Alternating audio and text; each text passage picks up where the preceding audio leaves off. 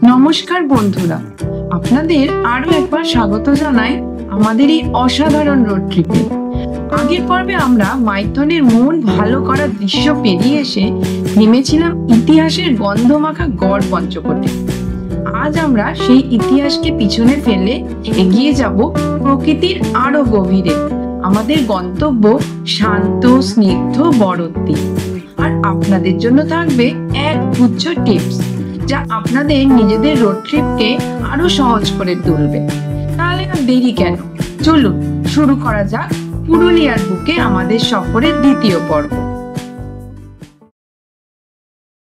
গড়পঞ্চকোট দেখা হয়ে গেল। মাইথনে থেকে বা কোনো একটা জায়গা, পাঞ্চেত বা মাইথন বা বরন্তী, এখানে গড়পঞ্চকোট যে কোনো একটা জায়গায় স্টে করেই সমস্ত জায়গাগুলো ঘুরে নেওয়া যায়। আমাদের গড়পঞ্চকোট ঘোরাও হয়ে গেল, এবার আমরা যাচ্ছি বরন্তীতে, যেখান থেকে ঢুকেছিলাম। তারপরে আবার আমরা সেখানে এসে সামনের দিকে এগোচ্ছি। আমাদের পিছন দিকে ব্যাক করতে হবে না, আমরা সামনের দিক দিয়ে এগিয়ে এগিয়ে যাব। এখান থেকে দেখাচ্ছে 15 কিলোমিটার বরন্তী, লাগবে 36 মিনিট সময়। রাস্তা কিন্তু একদম সরু, মানে গ্রামের পুরো বাড়ি দুদিকে, আর রাস্তা সরু, গ্রামের রাস্তা দিয়ে যেতে হবে। এরকমই রাস্তা দিয়ে আমরা যাচ্ছি। আমরা তারপরে ধরবো 100 মিটার পরে আসানসোল পুরুলিয়া রোড। এই হচ্ছে গ্রামের রাস্তা, শেষ হতে চলেছে। এই জায়গাটা ভালো, এই রাস্তাটা পিচ করা, পুরোটাই পিচ করা, কিন্তু এই রাস্তাগুলো একটু মানে মাটি টাটি পড়ে গেছে। Take the next left onto Asansol Purulia Road, Purulia Barakar Road. এবার আমরা ধরছি হচ্ছে পুরুলিয়া বরাকর বা আসানসোল পুরুলিয়া রোড। এই বাঁদিকে আমরা ধরছি, ধরে আমরা এবারে বরন্তীর দিকে যাচ্ছি। এটা স্টেট হাইওয়ে, তাই তো? Asansol Purulia Road for 1.5 kilometers. এই হচ্ছে যে এই পাহাড় আমরা যেখানে গেছিলাম, এর নিচেই সমস্ত ওই মন্দির, পাহাড়ের একদম বেশ অংশ। আর সামনেই একটা কনজেশন, রেল গেট একটা পড়ে আছে।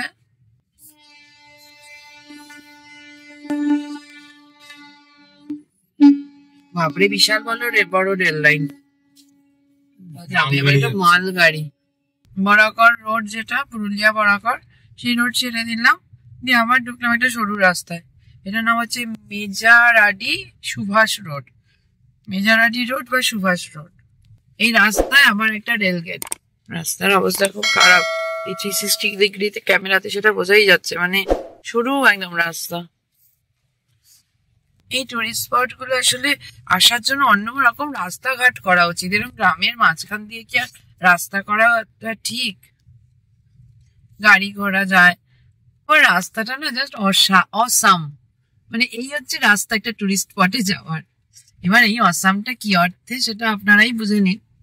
এই যে সামনে আরো সাংঘাতিক রাস্তা, এইভাবে মুরগি টুরগিকে কাটিয়ে এইভাবে দেখে শুনে চলতে হচ্ছে, নাহলে তো আবার হামলে পড়বে সবাই এসে। সামনে পাহাড়, কিন্তু দেখে একটু মন ভালো হচ্ছে না, কারণ এটাই মনে হচ্ছে যে আবার যদি এই রাস্তা দিয়ে ফিরতে হয়।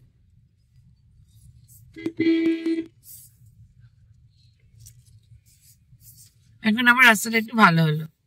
বরন্তী যাবার পথ, জয় বজরংবলী। এই জায়গাটা কি সুন্দর। বরন্তী যাওয়ার পথে একদম একটা বাঁক আর জঙ্গলের মতো, পাহাড়ে মানে পাহাড় জঙ্গল দিয়ে পুরো ঘেরা, সুন্দর লাগছে। হলুদ হয়ে গেছে, হ্যাঁ, ধান ক্ষেত পুরো একদম হলুদ, মানে পাকা ধান।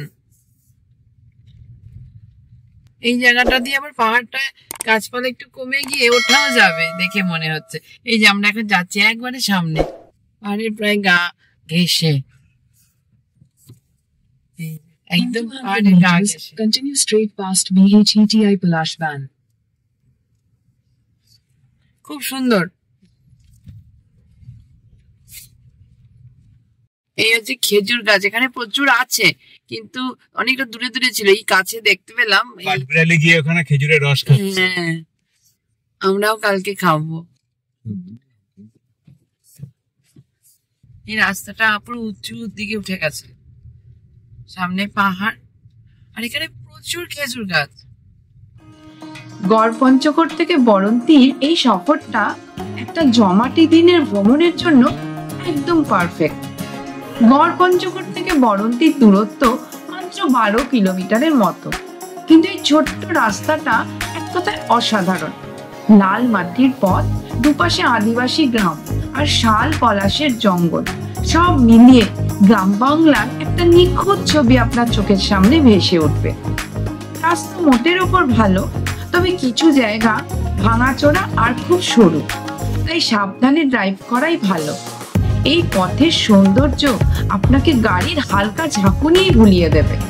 আর যদি বসন্তকালে আসেন তাহলে তো কথাই নেই, পলাশ ফুলের রাস্তাটা তখন একেবারে লাল হয়ে থাকে।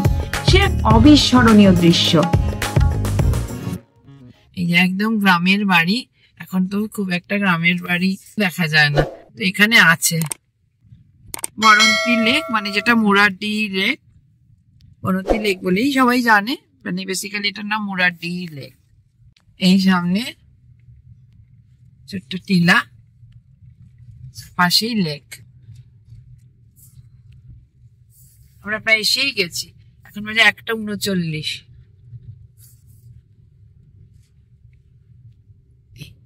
সামনে খুব সুন্দর জায়গাটা। মাইথন, গড়পঞ্চকোট আর বরন্তী আসার সেরা সময় হলো শীতকাল, অর্থাৎ অক্টোবর থেকে ফেব্রুয়ারি মাস। এই সময় আবহাওয়া থাকে বেশ মনোরম আর চারপাশের প্রকৃতি সবুজে ভরে থাকে। খুব সুন্দর জায়গাটা, এখানে সবাই অবশ্যই আসবেন, খুব ভালো লাগবে।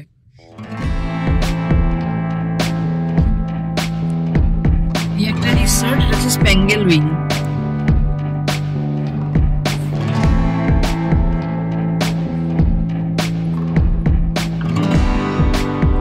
Take the next left, then your destination will be on the right. অবশেষে আমরা পৌঁছালাম বরন্তী।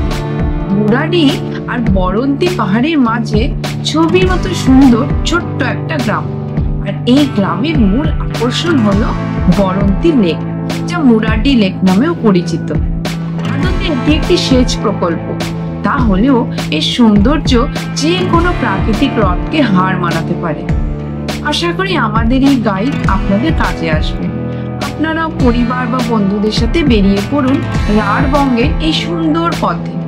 আপনাদের যদি কোনো প্রশ্ন থাকে, আপনারা নিজেদের ভ্রমণের অভিজ্ঞতা আমাদের সাথে ভাগ করে নিতে চান, তাহলে অবশ্যই নিচে কমেন্ট করে জানান। আজকের গল্প এই পর্যন্তই।